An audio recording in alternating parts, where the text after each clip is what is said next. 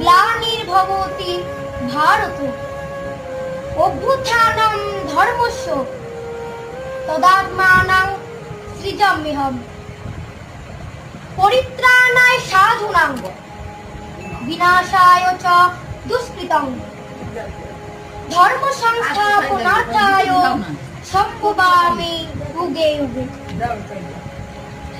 যখনই ধর্মের হানি ঘটে, যখনই অধর্ম বৃদ্ধি পায়, তখনই ভগবান যুগে যুগে আবির্ভূত হন। সত্য যুগে নারায়ণ, ত্রেতা যুগে শ্রীরাম, দ্বাপর যুগে শ্রীকৃষ্ণ, আর কলিতে শ্রী চৈতন্য মহাপ্রভু এনেছে হরিনাম।